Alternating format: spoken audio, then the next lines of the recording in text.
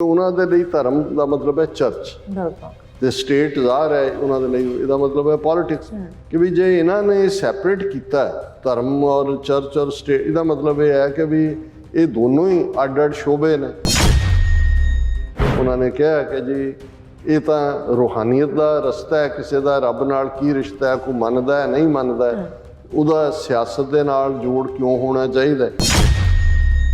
ਇੱਕ ਜ਼ਮਾਨੇ ਦੇ ਵਿੱਚ ਜਦੋਂ ਚਰਚ ਇੰਨਾ ਪਾਵਰਫੁਲ ਸੀ, ਉਹ ਧਰਮ ਦੇ ਤਾਂ ਬਣੇ ਹੀ ਹੋਏ ਸੀ, ਉਹ ਜੀਸਸ ਦੀ ਕੰਟੀਨਿਊਟੀ ਪੋਪ ਤਾਂ ਜਿਹੜਾ ਉਨੀ ਪਾਵਰ ਹੀ ਆਪਣੇ ਆਪ ਦੀ ਦੱਸਦਾ ਸੀ, ਪਰ ਉਹਨਾਂ ਨੇ ਟੈਰੀਟਰੀਜ਼ ਵੀ ਕੰਕਰ ਕੀਤੀਆਂ, ਉਹ ਬਾਦਸ਼ਾਹਤ ਵੀ ਸੀ, ਪਰ ਜਿੱਥੇ ਬਾਦਸ਼ਾਹ ਐਗਜ਼ਿਸਟ ਕਰਦੇ ਸੀ ਉਹਦੇ 'ਚ ਵੀ ਉਹਨਾਂ ਦੀ ਟੋਟਲੀ ਇੰਟਰਫੇਅਰੈਂਸ ਸੀ ਔਰ ਚਰਚ ਪੂਰੀ ਤਰ੍ਹਾਂ ਕਰਪਟ ਹੋਇਆ। ਜਿਹੜਾ ਧਰਮ ਦੇ ਨਾਂ ਦੇ ਥੱਲੇ ਪਾਵਰ ਦਾ ਸੈਂਟਰਲਾਈਜ਼ ਹੋਣਾ ਸੀ ਔਰ ਉਹਦਾ ਮਿਸਯੂਜ਼ ਸੀ, ਉਹਨੇ ਇੱਕ ਉਹ ਸਟੇਟ ਆਫ ਮਾਈਂਡ ਪੈਦਾ ਕਰ ਦਿੱਤੀ ਕਿ ਜੀ ਉਹਦੇ ਤੋਂ ਸੈਪਰੇਸ਼ਨ ਹੋਏ। ਅੱਜ ਦੀ ਜਿਹੜੀ ਭੱਦੀ ਸਿਆਸਤ ਹੈ, MLA MP ਬਣਨ ਲਈ ਅਕਾਲੀਆਂ ਨੇ ਸ਼੍ਰੋਮਣੀ ਕਮੇਟੀ ਦੇ ਪਲੇਟਫਾਰਮ ਨੂੰ ਯੂਜ਼ ਕੀਤਾ ਆ ਗਏ, ਇਹਦੇ ਨਾਲ ਮਤ ਜੋੜ ਕੇ ਦੇਖੀਏ ਇਹਨਾਂ ਨੇ ਵੀ ਉਸੇ ਤਰ੍ਹਾਂ ਧਰਮ ਨੂੰ ਮਿਸਯੂਜ਼ ਕੀਤਾ ਹੈ ਜਿਵੇਂ ਕਦੇ ਯੂਰਪ ਦੇ ਵਿੱਚ ਜਾਂ ਦੂਸਰੀਆਂ ਥਾਵਾਂ ਤੇ ਹੁੰਦਾ ਰਿਹਾ।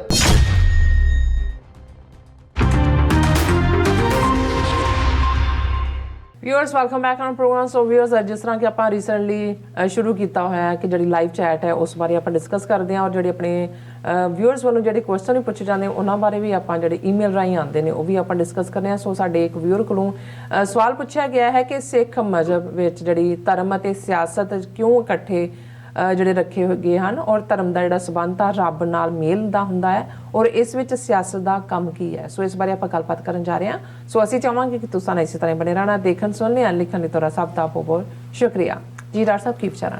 ਅਸੀਂ ਵੀਰ ਅਜੈਬ ਸਿੰਘ ਸੀਐਟਲ ਤੋਂ ਜਿਹੜੇ ਸਾਡੇ ਐਡਮਾਇਰਰ ਨੇ, ਸਪੋਰਟਰ ਨੇ TV 84 ਦੇ, ਉਹਨਾਂ ਨੇ ਕਿਹਾ ਜੀ ਤੁਸੀਂ ਚੰਗਾ ਕੀਤਾ, ਕਲੀਅਰ ਕੀਤਾ, ਨਹੀਂ ਤਾਂ ਉਹ ਪੁਰਾਣੀ ਵੀਡੀਓ ਪਾ ਕੇ ਸਿੱਖਾਂ ਨੂੰ ਫੂਕ ਛਕਾ ਰਹੇ ਨੇ ਜੀ ਤੁਸੀਂ ਬੜੇ ਬਹਾਦਰੀ ਵਾਲਾ ਕੰਮ। ਇਹ ਤਾਂ ਖੁਦ ਹੀ ਉਹਨਾਂ ਦੇ ਸੋਰਸਿਸ ਨੇ ਵੀ ਕਿਹਾ ਕਿ ਜੀ ਕੋਈ ਉਹਦੀ ਵੀਡੀਓ ਜਾਰੀ ਨਹੀਂ ਹੈ, ਸਭ ਪੁਰਾਣੀਆਂ ਚੱਲ ਰਹੀਆਂ, ਉਹਨਾਂ ਦੇ TV ਚੈਨਲ ਵੀ ਉਹੀ ਚਲਾ ਰਹੇ ਨੇ। ਅਸੀਂ ਸ਼ੁਕਰੀਆ ਅਦਾ ਕਰਦੇ ਹਾਂ, ਉਹ ਲਗਾਤਾਰ ਜੁੜਦੇ ਨੇ। ਇਸੇ ਤਰ੍ਹਾਂ ਵੀਰ ਸੈਯਦ ਹੁਸੈਨ ਆਲਮੋਸਟ ਹਰ ਪ੍ਰੋਗਰਾਮ ਪਿਛਲੇ ਕਈ ਸਾਲਾਂ ਤੋਂ ਉਹਨਾਂ ਦਾ ਇੱਕ ਵਨ ਲਾਈਨਰ ਕਮੈਂਟ ਹੁੰਦਾ ਹੈ, ਗ੍ਰੇਟ ਪ੍ਰੋਗਰਾਮ, ਪਰ ਉਹ ਪਹਿਲਿਆਂ 'ਚ ਹੁੰਦੇ ਨੇ ਜਿਨ੍ਹਾਂ ਨੇ ਕਮੈਂਟ ਕੀਤਾ ਹੁੰਦਾ ਔਰ ਇਹ ਹੌਸਲੇ ਵਾਲਾ ਹੁੰਦਾ ਹੈ। ਜਿਹੜੀ ਤਾਰੀਫ ਇਹਨੂੰ ਤਾਰੀਫ ਨਾ ਵੀ ਕਿਹਾ ਜਾਏ, ਜਿਹੜੀ ਐਨਕਰੇਜਮੈਂਟ ਹੈ ਉਹਦੇ ਤੋਂ ਤੁਹਾਨੂੰ ਲੱਗਦਾ ਹੁੰਦਾ ਵੀ ਤੁਹਾਡਾ ਮੈਸੇਜ ਘੱਟੋ ਘੱਟ ਜਿੱਥੇ ਪਹੁੰਚ ਰਿਹਾ ਉਹਦਾ ਕੋਈ ਮੁਫਾਦ ਹੈ, ਉਹਦੇ 'ਚੋਂ ਕੁਛ ਪੋਜ਼ੀਟਿਵ ਨਿਕਲ ਰਿਹਾ। ਔਰ ਅਸੀਂ ਕਿਉਂਕਿ ਸਾਨੂੰ ਜਿਵੇਂ ਮੈਂ ਅੱਗੇ ਵੀ ਕਿਹਾ ਸੀ ਵੀ ਬਹੁਤ ਸਾਰੀਆਂ ਥਾਵਾਂ ਤੋਂ ਸਾਨੂੰ ਬਲੌਕ ਕੀਤਾ ਹੋਇਆ, ਫੇਸਬੁੱਕ, YouTube ਵੀ ਬੜੀ ਲਿਮਿਟਿਡ ਹੈ ਔਰ ਇਹਦੇ 'ਚ ਤੁਸੀਂ ਇੱਕ ਫੇਵਰ ਕਰ ਸਕਦੇ ਹੋ ਸਾਡੇ ਵਿਊਅਰਸ ਕਿ ਵੀ ਤੁਸੀਂ ਅੱਗੋਂ ਉਸ ਨੂੰ ਸ਼ੇਅਰ ਵੀ ਕਰੋ, ਲਾਈਕ ਵੀ ਕਰੋ, ਸਬਸਕ੍ਰਾਈਬ ਵੀ ਕਰੋ ਔਰ ਜਿਹੜਾ ਤੁਹਾਡੇ ਹਰ ਇੱਕ ਦੇ ਆਪਣੇ 10, 15, 20 ਦਾ ਗਰੁੱਪ ਹੈ ਉਹਨਾਂ ਦੇ ਉੱਤੇ ਪ੍ਰਵੇਲ ਕਰੋ ਕਿ ਵੀ ਇਹਨੂੰ ਸਬਸਕ੍ਰਾਈਬ ਵੀ ਕਰੋ ਔਰ ਇਹਨੂੰ ਦੇਖੋ। ਜੇ ਤੁਹਾਨੂੰ ਨਾ ਚੰਗਾ ਲੱਗੇ ਇਹਨੂੰ ਅਨਸਬਸਕ੍ਰਾਈਬ ਕਰ ਦਿਓ।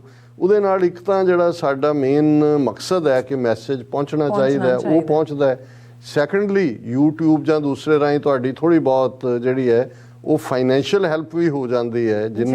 ਜਿੰਨਾ ਵੱਡਾ ਤੁਹਾਡਾ ਸਬਸਕ੍ਰਾਈਬਰ ਬੇਸ ਹੋਏ ਉਹਨਾਂ ਕੋ, ਕਿਉਂਕਿ ਉਹਨਾਂ ਨੇ ਐਡਾਂ ਵੀ ਚਲਾਉਣੀਆਂ ਹੁੰਦੀਆਂ ਨੇ, ਸੋ ਇਹ ਅਸੀਂ ਗੁਜ਼ਾਰਿਸ਼ ਹੀ ਕਰ ਸਕਦੇ ਹਾਂ। ਔਰ ਜਿਵੇਂ ਤੁਸੀਂ ਕਿਹਾ ਕਿ ਵੀ ਅਸੀਂ ਇਹ ਹਾਲਾਂ ਪਹਿਲਾਂ ਹੁੰਦਾ ਸੀ, ਫਿਰ ਹੌਲੀ ਪੋਲੀਟਿਕਸ 'ਚ ਅਸੀਂ ਸਾਕਨ ਜ਼ਿਆਦਾ ਹੋ ਗਏ ਔਰ ਵਿਊਅਰਸ ਦੀਆਂ ਕੁਐਰੀਜ਼, ਕੁਐਸਚਨਸ, ਕਾਮੈਂਟਸ ਉਹਨਾਂ ਨੂੰ ਕੋਈ ਬਹੁਤੀ ਥਾਂ ਨਹੀਂ ਸੀ ਔਰ ਅਸੀਂ ਉਸ ਨੂੰ ਰਿਵਾਈਵ ਕੀਤਾ। ਔਰ ਇੱਕ ਸਵਾਲ ਜਿਹੜਾ ਸਾਡੇ ਵੱਲੋਂ ਸਾਨੂੰ ਪੁੱਛਿਆ ਗਿਆ ਕਿ ਵੀ ਮਜ਼ਹਬ ਤੇ ਸਿਆਸਤ, ਜਿਹਨੂੰ ਅਸੀਂ ਧਰਮ ਤੇ ਰਾਜਨੀਤੀ, ਕਿਉਂਕਿ ਹੁਣ ਦੋਨੋਂ ਪਾਸਿਆਂ ਦੇ ਪੰਜਾਬਾਂ ਦਾ ਮੈਨੂੰ ਧਿਆਨ ਰੱਖਣਾ ਪੈਂਦਾ, ਸਾਡੇ ਵੀਰ ਦੋਵੇਂ ਪਾਸੇ ਨੇ। ਇੱਧਰ ਤੁਸੀਂ ਧਰਮ ਤੇ ਰਾਜਨੀਤੀ ਕਹੋਗੇ ਤੇ ਲਹਿੰਦੇ ਪੰਜਾਬ ਵਾਲੇ ਜਿਹੜੇ ਨੇ ਉਹਨਾਂ 'ਚੋਂ ਅੱਧਿਆਂ ਲਈ ਸਮਝਣਾ ਔਖਾ ਹੁੰਦਾ ਹੈ। ਤੁਸੀਂ ਮਜ਼ਹਬ ਤੇ ਸਿਆਸਤ ਕਹਿੰਦੇ ਹੋ ਕਿਉਂਕਿ ਲਫ਼ਜ਼ ਤਾਂ ਸਾਰੇ ਹੀ ਜ਼ਬਾਨਾਂ ਦੇ ਜਿਹੜੇ ਨੇ, ਭਾਵੇਂ ਕੋਈ ਉਰਦੂ, ਪਰਸ਼ੀਅਨ, ਅਰਬੀ ਜਾਂ ਇੱਧਰੋਂ ਭੋਜਪੁਰੀ, ਅਵਧੀ ਕਿਤੇ 'ਚੋਂ ਵੀ ਆਇਆ, ਇੰਨੀ ਕੁ ਗੁਰੂ ਨੇ ਸਾਨੂੰ ਖੁੱਲ੍ਹ ਦਿੱਤੀ ਹੋਈ ਹੈ। ਔਰ ਕਿਉਂਕਿ ਗੁਰੂ ਗ੍ਰੰਥ ਸਾਹਿਬ ਦੇ ਅੰਦਰ ਘੱਟੋ ਘੱਟ 22 ਤੋਂ ਜ਼ਿਆਦਾ ਜ਼ਬਾਨਾਂ ਔਰ ਪਤਾ ਨਹੀਂ ਕਿੰਨੇ ਕੁ ਡਾਇਲੈਕਟਸ ਦੇ ਲਫ਼ਜ਼ ਨੇ ਕਿ ਵੀ ਉਸ ਦਾ ਮਤਲਬ ਹੀ ਇਹ ਹੈ ਮੈਸੇਜ ਕਿ ਮੈਸੇਜ ਜਾਣਾ ਚਾਹੀਦਾ ਹੈ ਔਰ ਤਾਂ ਕਿ ਤੁਸੀਂ ਔਰ ਗੁਰੂ ਸਾਹਿਬ ਜਿੱਥੇ ਜਿੱਥੇ ਗਏ ਉਹਨਾਂ ਨੇ ਉਹਨਾਂ ਦੀ ਜ਼ੁਬਾਨ 'ਚ ਗੱਲ ਕੀਤੀ। ਇਕੱਲਾ ਇਹੀ ਨਹੀਂ, ਜਿਹੜਾ ਉਹਨਾਂ ਦਾ ਸਿੰਬੋਲਿਜ਼ਮ ਸੀ ਉਹਦੇ 'ਚ ਗੱਲ ਕੀਤੀ। ਜੇ ਤੁਸੀਂ ਸਿੱਧਾਂ ਦੇ ਨਾਲ, ਜੋਗੀਆਂ ਦੇ ਨਾਲ, ਸੂਫੀ ਇਸਲਾਮ ਦਾ ਗੜ੍ਹ ਪਾਕਪਤਨ, ਮੁਲਤਾਨ ਜਾਂ ਬਗਦਾਦ, ਤੇ ਤੁਸੀਂ ਉਹ ਸਾਰਾ ਇਸਲਾਮਿਕ ਸਿੰਬੋਲਿਜ਼ਮ ਦੇਖੋਗੇ ਮੁਲਤਾਨ ਔਰ ਬਗਦਾਦ ਦੀ ਡਿਬੇਟ ਦੇ ਵਿੱਚ। ਸਿੱਧਾਂ ਜੋਗੀਆਂ ਦੇ ਨਾਲ ਸਿੱਧ ਗੋਸ਼ਟ ਤੁਸੀਂ ਦੇਖੋਗੇ, ਜਿਹੜੀਆਂ ਅਸੀਂ ਜਪਜੀ ਸਾਹਿਬ ਦੀਆਂ 4 ਪੌੜੀਆਂ ਰੋਜ਼ਾਨਾ, ਜਿਹੜੀਆਂ ਮੁੰਦਾ ਸੰਤੋਖ, ਭੁਗਤ ਗਿਆਨ, ਏਕਾ ਮਾਈ, ਆਸਣ, ਲੋਏ ਲੋਏ ਭੰਡਾਰ, ਤੇ ਉਹਦੇ 'ਚ ਤੁਸੀਂ ਦੇਖੋਗੇ ਕਿ ਉਹ ਸਾਰਾ ਹੀ ਜੋ ਜੋਗੀਆਂ ਦੇ ਪਹਿਰਾਵੇ ਸੀ ਉਹਨੂੰ ਇਸਤੇਮਾਲ ਕਰਕੇ ਆਪਣਾ ਮੈਸੇਜ ਦਿੱਤਾ ਹੈ। ਸੋ ਪਹਿਲੀ ਗੱਲ ਤਾਂ ਸਾਨੂੰ ਇਹ ਸਮਝਣਾ ਹੋਏਗਾ ਕਿ ਵੀ ਜਿਹੜਾ ਸਿੱਖੀ ਦਾ ਮੁੱਢਲਾ ਕਾਨਸੈਪਟ ਹੈ, ਕਿਉਂਕਿ ਬਹੁਤ ਸਾਰੇ ਇਸ ਲਈ ਕਨਫਿਊਜ਼ ਹੁੰਦੇ ਨੇ, ਔਰ ਇਹ ਸਵਾਲ ਵੀ ਇੱਕ ਵੈਸਟਰਨ ਐਜੂਕੇਟਡ ਸੱਜਣ ਵੱਲੋਂ ਹੈ, ਕਿਉਂਕਿ ਜਦੋਂ ਉਹ ਅਮਰੀਕਾ ਦੇ ਸਿਸਟਮ ਨੂੰ ਦੇਖਦੇ ਨੇ, separation of church and state, ਉਹਨਾਂ ਨੂੰ ਇਹ ਲੱਗਦਾ ਹੈ ਕਿ ਵੀ ਵਾਕਿਆ ਹੀ ਜਿਹੜਾ ਧਰਮ ਦਾ ਰੁਤਬਾ ਹੈ, ਕਿਉਂਕਿ ਉਹਨਾਂ ਦੇ ਲਈ ਧਰਮ ਦਾ ਮਤਲਬ ਹੈ ਚਰਚ, ਤੇ ਸਟੇਟ ਜ਼ਾਹਰ ਹੈ ਉਹਨਾਂ ਦੇ ਲਈ ਇਹਦਾ ਮਤਲਬ ਹੈ ਪੋਲਿਟਿਕਸ, ਕਿ ਵੀ ਜੇ ਇਹਨਾਂ ਨੇ ਸੈਪਰੇਟ ਕੀਤਾ ਧਰਮ ਔਰ ਚਰਚ ਔਰ ਸਟੇਟ, ਇਹਦਾ ਮਤਲਬ ਇਹ ਹੈ ਕਿ ਵੀ ਇਹ ਦੋਨੋਂ ਹੀ ਅੱਡ ਅੱਡ ਸ਼ੋਬੇ ਨੇ। ਔਰ ਜਿਵੇਂ ਉਹਨਾਂ ਨੇ ਕਿਹਾ ਕਿ ਜੀ ਇਹ ਤਾਂ ਰੂਹਾਨੀਅਤ ਦਾ ਰਸਤਾ ਹੈ, ਕਿਸੇ ਦਾ ਰੱਬ ਨਾਲ ਕੀ ਰਿਸ਼ਤਾ ਹੈ, ਕੋਈ ਮੰਨਦਾ ਹੈ ਨਹੀਂ ਮੰਨਦਾ, ਉਹਦਾ ਸਿਆਸਤ ਦੇ ਨਾਲ ਜੋੜ ਕਿਉਂ ਹੋਣਾ ਚਾਹੀਦਾ, ਕਿਉਂਕਿ ਹੁਣ ਇਸੇ ਤਰ੍ਹਾਂ ਇਹਦੇ 'ਚ ਵੀ ਕੋਈ ਸ਼ੱਕ ਨਹੀਂ ਹੈ ਕਿ ਇੱਕ ਜ਼ਮਾਨੇ ਦੇ ਵਿੱਚ ਜਦੋਂ ਚਰਚ ਇੰਨਾ ਪਾਵਰਫੁਲ ਸੀ, ਉਹ ਧਰਮ ਦੇ ਤਾਂ ਬਣੇ ਹੀ ਹੋਏ ਸੀ, ਉਹ ਜੀਸਸ ਦੀ ਕੰਟੀਨਿਊਟੀ, ਪੋਪ ਤਾਂ ਜਿਹੜਾ ਉਨੀ ਪਾਵਰ ਹੀ ਆਪਣੇ ਆਪ ਦੀ ਦੱਸਦਾ ਸੀ, ਪਰ ਉਹਨਾਂ ਨੇ ਟੈਰੀਟਰੀਜ਼ ਵੀ ਕੰਕਰ ਕੀਤੀਆਂ, ਉਹ ਬਾਦਸ਼ਾਹਤ ਵੀ ਸੀ, ਫਿਰ ਜਿੱਥੇ ਬਾਦਸ਼ਾਹ ਐਗਜ਼ਿਸਟ ਕਰਦੇ ਸੀ ਉਹਦੇ 'ਚ ਵੀ ਉਹਨਾਂ ਦੀ ਟੋਟਲੀ ਇੰਟਰਫੇਅਰੈਂਸ ਸੀ, ਔਰ ਚਰਚ ਪੂਰੀ ਤਰ੍ਹਾਂ ਕਰਪਟ ਹੋਇਆ। ਇਹੀ ਕਾਰਨ ਸੀ ਕਿ ਜਿਹੜਾ 15ਵੀਂ ਸਦੀ ਦੇ ਵਿੱਚ ਮਾਰਟਨ ਲੂਥਰ, ਜਿਹੜਾ ਰਿਫਾਰਮਰ, ਜਿਹੜਾ ਖੁਦ ਜਰਮਨ ਸੀ, ਰਿਫਾਰਮ ਦੇ ਥੱਲੇ ਫਿਰ ਪ੍ਰੋਟੈਸਟੈਂਟ ਚਰਚ ਹੋਣ ਦੇ ਵਿੱਚ ਆਇਆ, ਔਰ ਜਿਹੜੀ ਜਿਸ ਕਿਸਮ ਦੀ ਨਫ਼ਰਤ ਫਿਰ ਚਰਚ ਦੇ ਲਈ ਸੀ ਉਹਨਾਂ ਦੀਆਂ ਵਧੀਕੀਆਂ ਕਰਕੇ, ਜਿਹੜੀ ਨਵੀਂ ਸਟੇਟ ਅਪੀਅਰ, ਉਹਦੇ 'ਚ ਤੁਸੀਂ ਫ੍ਰੈਂਚ ਮਾਡਲ ਸਭ ਤੋਂ ਵਰਸਟ ਦੇਖੋਗੇ। ਅਜੇ ਅਮਰੀਕਾ 'ਚ ਭਾਵੇਂ ਚਰਚ ਐਂਡ ਸਟੇਟ ਸੈਪਰੇਟ ਹੈ, ਲੇਕਿਨ ਇਹਨਾਂ ਦੇ ਡਾਲਰਸ ਦੇ ਉੱਤੇ ਲਿਖਿਆ ਹੋਇਆ ਇਨ ਗੋਡ ਵੀ ਟਰਸਟ। ਅਮਰੀਕਾ ਦਾ ਪ੍ਰੈਜ਼ੀਡੈਂਟ ਜਦੋਂ ਸਹੁੰ ਚੁੱਕਦਾ, ਬਾਈਬਲ ਦੇ ਉੱਤੇ ਹੱਥ ਰੱਖ ਕੇ ਚੁੱਕਦਾ, ਉਹਦੇ ਚੁੱਕਣ ਤੋਂ ਬਾਅਦ ਉਹ ਯਕੀਨੀ ਵੀ ਬਣਾਉਂਦੇ ਨੇ ਵੀ ਕਿਹੜਾ ਚਰਚ ਹੈ, ਕਿਹੜਾ ਉਹ ਗਿਆ ਉੱਥੇ। ਲੇਕਿਨ ਫ੍ਰੈਂਚ ਵਾਲਿਆਂ ਨੇ ਤਾਂ ਲੈਸੈਟੇ ਦੇ ਨਾਂ ਥੱਲੇ ਟੋਟਲ ਸੈਪਰੇਸ਼ਨ ਰੱਖੀ। ਉਹਨਾਂ ਨੇ ਤਾਂ ਜਿਸ ਕਿਸਮ ਦੇ ਕਾਨੂੰਨ ਵੀ ਬਣਾਏ, ਜਿਹੜਾ ਉਹਦੇ 'ਚ ਔਸਟੈਂਸੀਬਲ ਸਾਈਨਸ ਆਫ ਰਿਲੀਜਨ ਤੇ ਪਾਬੰਦੀ ਦੂਸਰੇ, ਤਾਂ ਉਹਨਾਂ ਨੇ ਤਾਂ ਬਿਲਕੁਲ ਹੀ ਕੱਟ ਆਫ, ਕੋਈ ਅਸੀਂ ਵੜਨ ਹੀ ਨਹੀਂ ਦੇਣਾ, ਕੋਈ ਈਵਨ ਜਿਹਦੀ ਪਹਿਰਾਵੇ ਜਾਂ ਸ਼ਕਲੋ ਸੂਰਤ ਤੇ ਕੋਈ ਇਹ ਚਿੰਨ੍ਹ ਹੋਏ ਕਿ ਜਿਸ ਧਰਮ ਨੂੰ ਉਹ ਸਕੂਲਾਂ 'ਚ ਨਹੀਂ ਜਾ ਸਕਦਾ, ਦਫ਼ਤਰਾਂ 'ਚ ਨਹੀਂ ਜਾ ਸਕਦਾ। ਹੁਣ ਇਹੀ ਫਰਾਂਸ ਜਿਹੜਾ ਕਿਸੇ ਵੇਲੇ ਬਾਕੀਆਂ ਦੇ ਨਾਲ, ਜਦੋਂ ਤੁਸੀਂ ਕਰੂਸੇਡਰਸ ਦੇਖਦੇ ਹੋ, ਕਰੂਸੇਡਸ ਜਿਹੜੀਆਂ ਇਸਲਾਮ ਦੇ ਖਿਲਾਫ, ਯਹੂਦੀਆਂ ਦੇ ਖਿਲਾਫ ਗਈਆਂ, ਉਹਨਾਂ 'ਚ ਸਾਰੀ ਲੀਡਰਸ਼ਿਪ ਸੀ ਇਹਨਾਂ ਦੀ। ਔਰ ਇੱਕ ਵੱਖਰਾ ਚੈਪਟਰ ਹੈ ਕਿ ਵੀ ਕਿਵੇਂ ਯੂਰਪ ਦੇ ਵਿੱਚ ਮਜ਼ਹਬ ਦੇ ਨਾਂ ਦੇ ਉੱਤੇ, ਖਾਸ ਤੌਰ ਤੇ ਕ੍ਰਿਸਚੀਅਨਿਟੀ ਦੇ ਨਾਂ ਦੇ ਉੱਤੇ ਕਿਸ ਕਿਸਮ ਦੇ ਜ਼ੁਲਮ ਹੋਏ। ਜੇ ਤੁਸੀਂ 15ਵੀਂ ਸਦੀ 'ਚ ਸਪੇਨ 'ਚ ਦੇਖੋ, ਜਿਹਦੀ ਇਨਕੁਇਜ਼ੀਸ਼ਨ ਜਿਹਨੂੰ ਕਿਹਾ ਜਾਂਦਾ 1492 ਦੇ ਨੇੜੇ ਤੇੜੇ, ਕਿਸ ਲੈਵਲ ਦੇ ਜ਼ੁਲਮ ਕੀਤੇ ਗਏ ਵਿਦਨ ਯੂਕੇ ਧਰਮ ਦੇ ਨਾਂ ਥੱਲੇ। ਹੁਣ ਅਮਰੀਕਾ ਕਿਹਨੇ ਫਾਊਂਡ ਕੀਤਾ? ਪਿਲਗ੍ਰਿਮਸ ਨੇ, ਜਿਹੜੇ ਉੱਥੋਂ ਮੇਫਲਾਵਰ 'ਚ ਦੌੜੇ, ਉਹਨਾਂ ਦੇ ਉੱਤੇ ਜ਼ੁਲਮ। ਸੋ ਇਹ ਇੱਕ, ਕਿਉਂਕਿ ਇਸ ਕਿਸਮ ਦਾ ਜਿਹੜਾ ਧਰਮ ਦੇ ਨਾਂ ਦੇ ਥੱਲੇ ਪਾਵਰ ਦਾ ਸੈਂਟਰਲਾਈਜ਼ ਹੋਣਾ ਸੀ ਔਰ ਉਹਦਾ ਮਿਸਯੂਜ਼ ਸੀ, ਉਹਨੇ ਇੱਕ ਉਹ ਸਟੇਟ ਆਫ ਮਾਈਂਡ ਪੈਦਾ ਕਰ ਦਿੱਤੀ ਕਿ ਜੀ ਉਹਦੇ ਤੋਂ ਸੈਪਰੇਸ਼ਨ ਹੋਏ। ਹੁਣ ਮੈਂ ਜਿਹੜਾ ਸਮੇਂ ਦੀ, ਅਦਰਵਾਈਜ਼ ਇਹ ਟੌਪਿਕ ਤਾਂ ਬਹੁਤ ਘੰਟਿਆਂ ਵਧੀ ਜੇ ਤੁਸੀਂ ਗੱਲ ਕਰੋ, ਫਿਰ ਵੀ ਕਈ ਵਾਰੀ ਤੁਸੀਂ ਸ਼ਾਇਦ ਕਾਨਸੈਪਟ ਦੇ ਨੇੜੇ ਤੇੜੇ ਪਾਓ। ਹੁਣ ਅਸੀਂ ਸਿੱਖੀ ਦੇ ਕਾਨਸੈਪਟ ਦੀ ਗੱਲ ਕਰਦੇ ਹਾਂ। ਜਿਹੜੇ ਈਸਟ ਦੇ ਮਜ਼ਹਬ ਸੀ, ਜਿਨ੍ਹਾਂ ਦੇ ਵਿੱਚ ਜੇ ਅਸੀਂ ਰਿਗਵੇਦ ਦੇ ਨਾਲ ਫਿਰ ਬੁੱਧਿਜ਼ਮ, ਜੈਨਿਜ਼ਮ ਦੇਖੀਏ, ਜਿਸ ਲਾਈਨ 'ਚ ਸਿੱਖੀ ਬਾਅਦ 'ਚ ਆਈ, ਉਹਨਾਂ ਦੇ ਵਿੱਚ ਵੀ, ਕਿਉਂਕਿ ਉਹਨਾਂ ਦਾ ਜਿਹੜਾ ਮਜ਼ਹਬੀ ਕਾਨਸੈਪਟ ਸੀ ਉਹ ਸ਼ਿਵ ਤੇ ਸ਼ਕਤੀ ਦਾ, ਮਾਇਆ ਔਰ ਰੱਬ, ਮਾਇਆ ਭਰਮ ਹੈ, ਭੁਲੇਖਾ ਹੈ, ਫਸਾਂਦੀ ਹੈ, ਔਰਤ ਵੀ ਮਾਇਆ ਦਾ ਰੂਪ ਹੈ, ਮਾਇਆ ਵੀ ਮਾਇਆ ਦਾ ਰੂਪ ਹੈ, ਗ੍ਰਸਤ ਬੱਚੇ ਵੀ ਮਾਇਆ ਦਾ ਰੂਪ ਨੇ, ਇਹਨਾਂ ਤੋਂ ਦੌੜ ਜਾਓ। ਉਹਨਾਂ ਨੇ ਸੰਨਿਆਸ, ਬੁੱਧਿਜ਼ਮ ਦੇ ਵਿੱਚ ਭਿਕਸ਼ੂ ਭਿਕਸ਼ੁਣੀ, ਔਰ ਜੈਨਿਜ਼ਮ ਦੇ ਵਿੱਚ ਉਸ ਤੋਂ ਵੀ ਜਿਹੜੀ ਆ ਹੋਰ ਸਖਤ ਲਾਈਨ ਜਿਸ ਕਿਸਮ ਦੀ ਉਹਨਾਂ ਦੀ ਪੈਨੈਂਸ ਹੈ, ਉਹਦਾ ਨਤੀਜਾ ਉਹ ਉਹਦੇ 'ਚ ਹੀ ਰਹਿ ਕੇ ਜੀ ਸਿਰਫ ਸਾਧਨਾ, ਔਰ ਉਹਦੇ 'ਚੋਂ ਹੀ ਫਿਰ ਜਦੋਂ ਬੁੱਧ ਧਰਮ ਦਾ ਖਾਤਮਾ ਹੁੰਦਾ ਹੈ ਤੇ ਬੁੱਧ ਧਰਮ ਤੇ ਹਿੰਦੂ ਧਰਮ ਦੇ ਸੁਮੇਲ 'ਚੋਂ ਜਿਹੜਾ ਯੋਗ ਮਤ ਨਿਕਲਦਾ ਹੈ, ਨਾਥ ਮਤ ਵੀ ਜਿਹਨੂੰ ਕਿਹਾ ਜਾਂਦਾ ਹੈ, ਗੋਰਖਨਾਥ, ਮਚੰਦਰਨਾਥ, ਉਹ ਸਾਰੇ ਲੋਕ ਆਉਂਦੇ ਨੇ। ਅੱਛਾ, ਉਹ ਵੀ ਦੁਨੀਆ ਤੋਂ ਭਗੌੜੇ।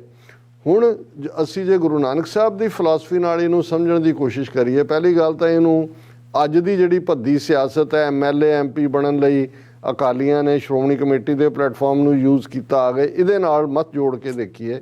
ਇਹਨਾਂ ਨੇ ਵੀ ਉਸੇ ਤਰ੍ਹਾਂ ਧਰਮ ਨੂੰ ਮਿਸਯੂਜ਼ ਕੀਤਾ ਹੈ ਜਿਵੇਂ ਕਦੇ ਯੂਰਪ ਦੇ ਵਿੱਚ ਜਾਂ ਦੂਸਰੀਆਂ ਥਾਵਾਂ 'ਤੇ ਹੁੰਦਾ ਰਿਹਾ। ਹੁਣ ਗੁਰੂ ਨਾਨਕ ਸਾਹਿਬ ਪਰਿਵਾਰ ਹੈ, ਉਹਨਾਂ ਦਾ ਬੱਚੇ ਨੇ, ਬਿਲਕੁਲ, ਉਹ ਉਦਾਸੀਆਂ 'ਤੇ ਨਿਕਲਦੇ ਨੇ। ਹੁਣ ਇਹ ਧਰਮ ਦੀ ਦੁਨੀਆ 'ਚ ਇਹ ਬਣਾ ਦਿੱਤਾ ਗਿਆ ਕਿ ਜੀ ਇਹ ਤਾਂ ਕੋਈ ਹੋ ਹੀ ਨਹੀਂ ਸਕਦਾ, ਰੂਹਾਨੀਅਤ ਦੀ ਸਿਖਰ ਜਿਹੜਾ ਵਿਆਹਿਆ ਹੋਇਆ ਜਾਂ ਜਿਹੜਾ ਅਦਰਵਾਈਜ਼ ਹੈ।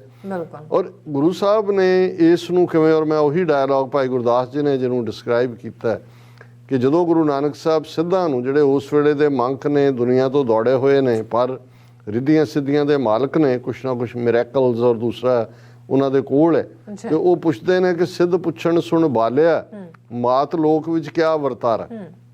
ਇਹ ਬਾਲਕ, ਇਹ ਚਾਈਲਡ, ਹੁਣ ਗੁਰੂ ਨਾਨਕ ਸਾਹਿਬ ਆਪਣੇ 30s ਦੇ ਵਿੱਚ ਨੇ, ਉਹ ਬੈਠੇ ਹੋਏ ਨੇ ਦੌੜ ਕੇ, ਕੋਈ 80 ਦਾ ਹੋਏਗਾ, ਕੋਈ 90 ਕਿ ਹੇ ਬੱਚੇ ਦੱਸ ਥੱਲੇ ਕੀ ਚੱਲ ਰਿਹਾ। ਤੇ ਗੁਰੂ ਸਾਹਿਬ ਨੇ ਜਵਾਬ ਦਿੱਤਾ, ਸਿੱਧ ਛਿਪ ਬੈਠੇ ਪਰਬਤੀ ਕੌਣ ਧਰਤ ਕੋ ਪਾਰ ਉਤਾਰਾ। ਕਿ ਤੁਸੀਂ ਸਮਾਜ ਦੇ ਸਿਆਣੇ ਲੋਕ ਸੀ, ਤੁਹਾਡਾ ਫਰਜ਼ ਸੀ ਕਿ ਲੋਕਾਂ 'ਚ ਰਹਿ ਕੇ ਉਹਨਾਂ ਦੇ ਮਸਲੇ ਹੱਲ ਕਰਦੇ। ਤੁਸੀਂ ਤਾਂ ਦੌੜ ਆਏ ਹੋ ਤੇ ਬਾਹਰ ਉਹਨਾਂ ਦਾ ਪਾਰ ਉਤਾਰਾ ਕਿਵੇਂ ਹੋਏਗਾ। ਸੋ ਸਿੱਖੀ ਫਲਸਫਾ ਇਸ ਦੇ ਉੱਤੇ ਆਇਆ, ਹੱਸਣਦਿਆਂ, ਖੇਲਣਦਿਆਂ, ਪਹਿਨਣਦਿਆਂ, ਖਾਵਣਦਿਆਂ ਵਿੱਚੇ ਹੋਵੇ ਮੁਕਤ। ਕਿ ਤੁਸੀਂ ਪਰਿਵਾਰਕ ਜੀਵਨ ਦੇ ਵਿੱਚ ਰਹਿੰਦਿਆਂ, ਹੱਸਦਿਆਂ, ਖੇਡਦਿਆਂ, ਇੱਕ ਪਤੀ ਪਤਨੀ, ਇੱਕ ਭੈਣ ਭਰਾ, ਇੱਕ ਮਾਂ ਬੱਚਾ, ਬੇਟਾ ਮਾਂ ਬੇਟੀ, ਇਹ ਸਾਰੀਆਂ ਜ਼ਿੰਮੇਵਾਰੀਆਂ ਨਿਭਾਉਂਦਿਆਂ ਵੀ ਤੁਸੀਂ ਮੁਕਤ ਹੋ ਸਕਦੇ ਹੋ ਇਸ ਮਾਇਆ ਜਿਹਨੂੰ ਉਹਨਾਂ ਨੇ ਇੱਕ ਐਸਾ ਖੁੰਖਾਰ ਬਣਾ ਦਿੱਤਾ ਸੀ ਕਿ ਤੁਸੀਂ ਫਸ ਗਏ। ਤੇ ਉਹਨਾਂ ਨੇ ਕਿਹਾ ਜੀ ਨਹੀਂ। ਔਰ ਉਹਦਾ ਵੀ ਸਿੱਧ ਗੋਸ਼ਟ ਦੇ ਵਿੱਚ ਹੀ ਗੁਰੂ ਨਾਨਕ ਸਾਹਿਬ ਨੇ ਜਵਾਬ ਦਿੱਤਾ ਕਿ ਤੁਹਾਡਾ ਕੀ ਫਲਸਫਾ ਹੈ। ਫਿਰ ਗੁਰੂ ਸਾਹਿਬ ਨੇ ਫਰਮਾਇਆ, ਜੈਸੇ ਜਲ ਮੈਂ ਕਮਲ ਨਿਰਾਲਮ ਮੁਰਗਾਈ ਨੈਸਾਣੇ ਸੁਰਤ ਸ਼ਬਦ ਭਵ ਸਾਗਰ ਤਰੀਐ ਨਾਨਕ ਨਾਮ ਵਖਾਣੇ। ਕਿ ਭਾਈ ਜਿਸ ਤਰ੍ਹਾਂ ਕਮਲ ਦਾ ਫੁੱਲ ਲੋਟਸ ਚਿੱਕੜ ਦੇ ਵਿੱਚ ਹੈ ਲੇਕਿਨ ਉਹ ਚਿੱਕੜ ਤੋਂ ਉੱਪਰ ਹੈ, ਮੁਰਗਾਬੀ ਪਾਣੀਆਂ ਦੇ ਵਿੱਚ ਹੈ ਪਰ ਉਸ ਦੇ ਖੰਭਾਂ ਨੂੰ ਨੁਕਸਾਨ, ਉਹ ਪਾਣੀਆਂ ਤੋਂ ਉੱਪਰ ਹੈ। ਇਸੇ ਤਰ੍ਹਾਂ ਦੁਨੀਆ ਦੇ ਵਿੱਚ ਰਹਿੰਦੇ ਆ, ਜੈਸੇ ਜਲ ਮੈਂ ਕਮਲ ਨਿਰਾਲਮ ਮੁਰਗਾਈ ਨੈਸਾਣੇ ਸੁਰਤ ਸ਼ਬਦ ਭਵ ਸਾਗਰ ਤਰੀਐ। ਕਿ ਸੁਰਤ ਦਾ ਸ਼ਬਦ ਦੇ ਵਿੱਚ ਜੋੜਨਾ ਇਹ ਤਰੀਕਾ ਹੈ ਇਸ ਭਵ ਸਾਗਰ ਤੋਂ, ਇਸ ਮਾਇਆ ਦੇ, ਇਸ ਡਿਊਲਿਜ਼ਮ ਦੇ, ਇਸ ਮੋਹ ਦੇ ਜਿਹੜਾ ਚਿੱਕੜ 'ਚ ਫਸਣ ਤੋਂ, ਇਹੀ ਤਰੀਕਾ ਹੈ। ਹੁਣ ਇਸ ਦੇ ਉੱਤੇ ਫਲਸਫਾ ਸਿੱਖੀ ਦਾ ਖੜਾ ਹੈ। ਔਰ ਜੇ ਸਿੱਖ ਸਮਾਜ ਦੇ ਵਿੱਚ ਗ੍ਰਸਤੀ ਹੈ, ਕਿਰਤੀ ਹੈ, ਤੇ ਫਿਰ ਗੁਰੂ ਨਾਨਕ ਸਾਹਿਬ ਦੀ ਬਾਣੀ 'ਚ ਜਿੱਥੇ ਉਹਨਾਂ ਨੇ ਕਿਰਤ ਨੂੰ ਵਡਿਆਇਆ ਕਿ ਉਹਨੇ ਸਮਾਜ ਦੇ ਵਿੱਚ ਰਹਿੰਦੇ ਆ, ਜਿਸ ਨੂੰ ਗੁਰੂ ਸਾਹਿਬ ਨੇ ਯਾਦ ਦਹਾਨੀ ਕਰਵਾਈ, ਘਾਲ ਖਾਏ ਕਿਛ ਹੱਥੋਂ ਦੇ ਨਾਨਕ ਰਾਹ ਪਛਾਣੇ ਸੇ। ਸਿਆਸੀ ਵੰਗਾਰ ਦਿੱਤੀ ਵੇਲੇ ਦੇ ਰਾਜਿਆਂ ਨੂੰ, ਬਾਦਸ਼ਾਹਾਂ ਨੂੰ ਕਿ ਭਾਈ ਤੁਸੀਂ ਜ਼ੁਲਮ ਕਰਨ ਵਾਲੇ ਹੋ, ਜਨਤਾ ਦੇ ਉੱਤੇ ਜਿਹੜਾ ਇਹ ਤੁਹਾਡਾ ਜ਼ੁਲਮ, ਇਹ ਅਸੀਂ ਇਹਨੂੰ ਵੰਗਾਰਦੇ। ਉਹ ਅਸੀਂ, ਮੈਂ ਵਕਤ ਦੇ ਕਰਕੇ ਉਹ ਸਾਰੀ ਬਾਣੀ ਕੋਟ ਨਹੀਂ ਕਰਾਂਗਾ, ਲੇਕਿਨ ਅਸੀਂ ਸਮਝਦੇ ਹਾਂ ਵੀ ਇਹ ਜਿਹੜਾ ਧਰਮ ਤੇ ਸਿਆਸਤ ਹੀ ਨਹੀਂ ਇਕੱਲਾ, ਜੀਵਨ ਦੇ ਸਾਰੇ ਹੀ ਸਮਾਜਿਕ, ਆਰਥਿਕ, ਰੂਹਾਨੀ, ਫਾਈਲੈਂਥਰੋਪਿਕ, ਐਨਵਾਇਰਨਮੈਂਟਲ ਜਿੰਨੇ ਇਸ਼ੂਜ਼ ਨੇ, ਸਿੱਖ ਇਸ ਪਲੈਨਟ ਦੇ ਉੱਤੇ ਆਇਆ, ਉਸ ਨੇ ਇਹਨਾਂ ਸਾਰਿਆਂ ਦੇ ਵਿੱਚ ਹੀ ਪਾਰਟਿਸਿਪੇਸ਼ਨ ਕਰਨੀ ਹੈ। ਇਸ ਲਈ ਤੁਹਾਨੂੰ ਗੁਰੂ ਗ੍ਰੰਥ ਸਾਹਿਬ ਦੀ ਬਾਣੀ 'ਚ ਕੋਈ ਆਸਪੈਕਟ ਹੋਏ, ਜੇ ਅਸੀਂ ਪਵਨ ਗੁਰੂ, ਪਾਣੀ ਪਿਤਾ, ਮਾਤਾ ਧਰਤ ਮਹੱਤ, ਹੁਣ ਜੇ ਇੱਕ ਸਿੱਖ ਜਿਹੜਾ ਐਨਵਾਇਰਨਮੈਂਟਲਿਸਟ ਹੈ, ਜਿਹੜਾ ਐਨਵਾਇਰਨਮੈਂਟ ਦੇ ਲਈ ਖਲੋਂਦਾ ਹੈ, ਸਾਫ਼ ਪਾਣੀ, ਸਾਫ਼ ਹਵਾ, ਉਹ ਕਹਿੰਦਾ ਭਾਈ ਮੇਰੇ ਤਾਂ ਗੁਰੂ ਨੇ ਕਿਹਾ ਹੋਇਆ ਕਿ ਭਾਈ ਇਹ ਹੈ। ਸੋ ਉਹਦੀ ਇਨਸਪੀਰੇਸ਼ਨ ਵੀ ਸਿੱਖੀ 'ਚ ਹੈ। ਜਿਹਨੇ ਸਿਆਸਤ ਦੇ ਵਿੱਚ ਖਲੋ ਕੇ ਵੰਗਾਰਿਆ, ਉਸ ਦੇ ਸਾਹਮਣੇ ਚੈਲੰਜ ਹੈ ਕਿ ਬਈ ਅਸੀਂ ਐਸਾ ਇੱਕ ਸਮਾਜ ਬਣਾਉਣਾ ਹੈ, ਬੇਗਮਪੁਰਾ, ਜਿਹਨੂੰ ਭਗਤ ਰਵਿਦਾਸ ਜੀ, ਬੇਗਮਪੁਰਾ ਸ਼ਹਿਰ ਕੋ ਨਾਓ ਦੁਖ ਅੰਦੋ ਨਹੀਂ ਤੈ ਠਾਓ, ਨਾ ਤਸ਼ਵੀਸ਼ ਖਰਾਜ ਨਾ ਮਾਲ खौफ ना खता ना तरस जवाल, अब मोए खूब वतन गह पाई, उहाँ खैर सदा मेरे भाई। अच्छा कि ਉਹ ਸਿਸਟਮ ਪੋਲੀਟੀਕਲ ਜਿੱਥੇ ਗਮ ਨਹੀਂ ਹੈ, ਬੇਗਮ ਪੂਰਾ ਸ਼ਹਿਰ ਕੋ ਨਾ ਹੋ, ਉੱਥੇ ਦੁੱਖ ਨਹੀਂ ਹੈ, ਅੰਦੇਸੇ ਨਹੀਂ ਹੈ, ਕੋਈ ਵਾਧੂ ਖਰਾਜ ਨਹੀਂ ਲੱਗਾ ਹੋਇਆ ਹੈ, ਕੋਈ ਤੁਹਾਡੇ ਤੇ ਅੱਧੀ ਰਾਤ ਰੀਡ ਨਹੀਂ ਕਰਦਾ, ਜਿਹਨੂੰ ਗੁਰੂ ਸਾਹਿਬ ਨੇ ਫਰਮਾਇਆ ਕਿ ਭਾਈ ਇਹ ਚਾਕਰ ਨਹਿੰਦਾ ਪਾਇਨ ਕਾਓ, ਉਹ ਨੇ ਕਿ ਭਾਈ ਜਿਹੜੇ ਕਿਵੇਂ ਬੇਆਰਾਮ ਕਰਦੇ ਨੇ ਜਨਤਾ ਨੂੰ। ਸੋ ਸਾਡੇ ਲਈ ਜੀਵਨ ਇੱਕ ਮੁਕੰਮਲ ਫਲਸਫਾ ਹੈ। ਅੱਛਾ ਸਿੱਖ ਇਸ ਪਲੈਨਟ ਦੇ ਉੱਤੇ ਉਹਦੇ ਜੀਵਨ ਦਾ ਮਕਸਦ ਤਾਂ ਰੂਹਾਨੀਅਤ ਦਾ ਹੀ ਹੈ। ਉਹ ਤਾਂ ਉਹਨੇ ਇਹੀ ਹੈ ਕਿ ਮਨ ਤੂੰ ਜੋਤ ਸਰੂਪ ਹੈ, ਆਪਣਾ ਮੂਲ ਪਛਾਣ, ਉਹਨੇ ਆਪਣੀਆਂ ਜੜ੍ਹਾਂ ਨੂੰ ਲੱਭਣਾ ਹੈ। ਉਸ ਦੇ ਸਾਹਮਣੇ ਹੀ ਹੈ ਕਿ ਭਾਈ ਜ਼ਿੰਦਗੀ ਉਸਨੇ ਰੱਬ ਦੀ ਬੰਦਗੀ 'ਚ ਗੁਜ਼ਾਰਨੀ ਹੈ, ਪਰ ਦੁਨੀਆ ਤੋਂ ਟੁੱਟ ਕੇ ਨਹੀਂ, ਕਿਸੇ ਨੁੱਕਰ 'ਚ ਵੜ ਕੇ ਨਹੀਂ, ਕੋਈ ਹਰਮਟ ਬਣ ਕੇ ਨਹੀਂ, ਕੋਈ ਜੋਗੀ ਬਣ ਕੇ ਨਹੀਂ, ਕੋਈ ਸਾਧੂ ਬਣ ਕੇ ਨਹੀਂ। ਸਿੱਖ ਤੁਰਦਾ ਫਿਰਦਾ ਸਾਧੂ ਹੈ। ਔਰ ਇਹੀ ਕਾਨਸੈਪਟ ਜਿਹਨੂੰ ਰਾਜ ਯੋਗ ਕਿਹਾ, ਜਦੋਂ ਭੱਟਾਂ ਨੇ ਗੁਰੂ ਨਾਨਕ ਸਾਹਿਬ ਨੂੰ ਜਿਹੜਾ ਬਿਆਨਿਆ ਕਿ ਰਾਜ ਯੋਗ ਜਿਨ ਮਾਣਿਓ, ਕਿ ਬਾਦਸ਼ਾਹਤ ਵੀ ਹੈ ਤੇ ਯੋਗ ਰੱਬ ਦੇ ਨਾਲ ਮਿਲਣ ਵੀ ਹੈ। ਉਸੇ ਨੂੰ ਹੀ ਮੀਰੀ ਤੇ ਪੀਰੀ ਦੇ ਨਾਲ ਜਦੋਂ ਉਹ ਭਾਈ ਨੱਥਾ ਤੇ ਭਾਈ ਅਬਦੁੱਲਾ ਨੇ ਵਾਰ ਕਹੀ ਸੀ ਢਾਡੀਆਂ ਨੇ ਕਿ ਉਸ ਦੋ ਤਲਵਾਰੀ ਬੱਧੀਆਂ, ਇੱਕ ਮੀਰੀ ਦੀ, ਇੱਕ ਪੀਰੀ ਦੀ, ਇੱਕ ਅਜ਼ਮਤ ਦੀ, ਇੱਕ ਰਾਜ ਦੀ, ਇੱਕ ਰਾਖੀ ਕਰੇ ਵਜ਼ੀਰ ਦੀ, ਪੱਗ ਤੇਰੀ ਕੀ ਜਹਾਂਗੀਰ ਦੀ। ਅਜ਼ਮਤ ਔਰ ਰਾਜ, ਰਾਜ ਜ਼ਰੂਰੀ ਹੈ ਅਜ਼ਮਤ ਦੇ ਲਈ। ਬੰਦਗੀ ਜੇ ਤੁਹਾਡੇ ਹੱਥ 'ਚ ਮਾੜਾ ਵੀ ਤਾਂ ਹੀ ਰਹਿਣ ਦੇਣੀ ਹੈ ਜੇ ਤੁਹਾਡੇ ਹੱਥ 'ਚ ਤਲਵਾਰ ਹੈ, ਜੇ ਤੁਹਾਡੇ ਕੋਲ ਤਾਕਤ ਹੈ। ਅਦਰਵਾਈਜ਼ ਕਿਵੇਂ ਹੁੰਦਾ? ਅੱਜ ਕੀ ਚੱਲ ਰਿਹਾ ਉੱਥੇ? ਹਿੰਦੂ ਤਵੀਆਂ ਨੇ ਕਿਵੇਂ ਜਿਹੜਾ ਉਹ ਰੋਲਿਆ ਹੋਇਆ ਸਾਰਿਆਂ ਨੂੰ। ਔਰ ਇਹੀ ਜਦੋਂ 10ਵੇਂ ਪਾਤਸ਼ਾਹ ਨੇ 5 ਕਕਾਰੀ ਰੂਪ ਦੇ ਵਿੱਚ ਸਾਨੂੰ ਪਿਆਰ ਨਿਸ਼ਾਨੀਆਂ ਦਿੱਤੀਆਂ। 5 ਕਕਾਰ ਕੋਈ ਜਨਾਊ ਨਹੀਂ ਨੇ, ਕੋਈ ਰਿਚੁਅਲ ਨਹੀਂ ਹੈ। ਇਹ ਜਿਵੇਂ ਪ੍ਰੋਫੈਸਰ ਪੂਰਨ ਸਿੰਘ ਨੇ ਕਿਹਾ, ਇਹ ਬਿਲਵਡ ਦੀਆਂ, ਪਿਆਰੇ ਦੀਆਂ ਮੈਰਿਜ ਗਿਫਟਸ ਨੇ, ਯੂਨੀਅਨ ਦੀਆਂ ਗਿਫਟਸ ਨੇ। ਸਾਡੇ ਕੇ, ਸਾਡਾ ਕਛਹਿਰਾ, ਕੰਗਾ, ਕੜਾ ਤੇ ਕਿਰਪਾਨ, ਸਾਡੇ ਗਾਤਰੇ ਸਾਨੂੰ ਇਹ ਜੀਵਨ ਜਾਚ ਦਿੰਦੀ ਹੈ। ਕਿਰਪਾ ਤੇ ਆਨ, ਅਣਖ, ਗੈਰਤ, ਸੈਲਫ ਰਿਸਪੈਕਟ, ਡਿਗਨਿਟੀ। ਸੋ ਸਿੱਖੀ ਦਾ ਕਾਨਸੈਪਟ ਜਿਹੜਾ ਇਹ ਮਹਿਜ਼ ਕੋਈ ਸੀਟਾਂ ਜਿੱਤਣ ਤੱਕ ਮਹਿਦੂਦ ਵਾਲੀ ਗੱਲ ਨਹੀਂ ਹੈ।